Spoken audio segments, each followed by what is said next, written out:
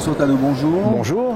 Donc on va reparler de Wizbee et de Logo Sapiens. Donc évolution de ce boîtier intelligent qui permet en fait de partager des médiathèques dans un établissement, c'est ça? Voilà, tout à fait. Alors la Wizbee, c'est une médiathèque numérique, ce qui permet de diffuser l'ensemble des contenus, les exercices, les films, les applications, de les envoyer sur tous les équipements des élèves. Et là, la nouveauté, c'est que les médiathèques, maintenant, on va pouvoir les synchroniser les unes les autres, de sorte que les enseignants retrouvent, quel que soit l'établissement dans lequel ils sont, ils vont retrouver leurs exercices et ils vont pouvoir travailler sans avoir à remettre leur contenu quand ils changent d'établissement. De même, le DSI ou le responsable informatique qui doit gérer plusieurs établissements, lui, pareil, il va être synchronisé également et va pouvoir gérer tout de son bureau. Alors qu'on se comprenne bien, donc ces boîtiers Wizbee sont à la fois des éléments de stockage d'informations et un élément intelligent, tout à fait. Logique là-dedans. On peut les interconnecter.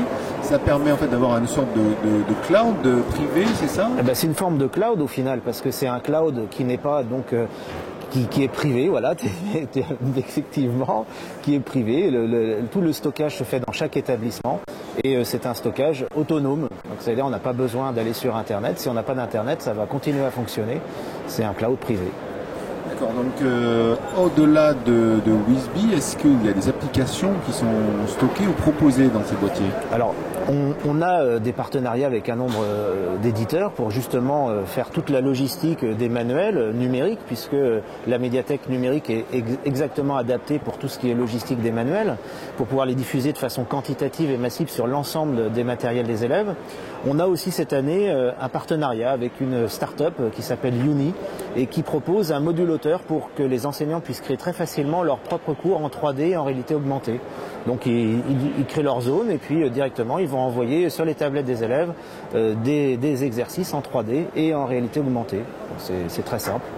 En réalité augmentée, on comprend. Wizbee s'est utilisé dans les établissements du premier degré, du second degré jusqu'à aujourd'hui? Alors aujourd'hui on a beaucoup effectivement du premier degré et du second degré. On commence à également faire des lycées.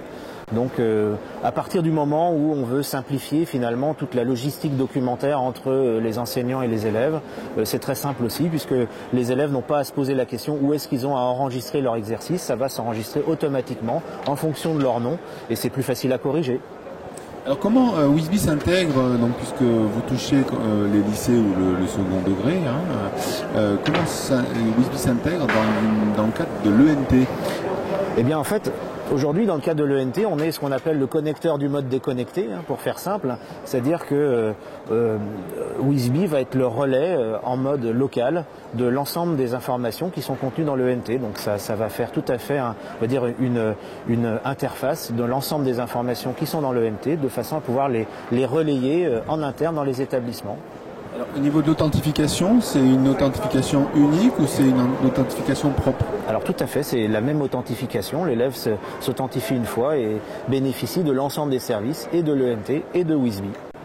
Bien, mais donc quels sont les projets pour le futur, François? Le projet pour le futur, c'est que on a décidé cette année de devenir éditeur à 100%, c'est-à-dire que l'activité projet de l'entreprise va s'arrêter, la partie bureau d'études va s'arrêter et on va être un éditeur à 100% et on va faire que les logiciels et les produits pour la formation et l'école numérique.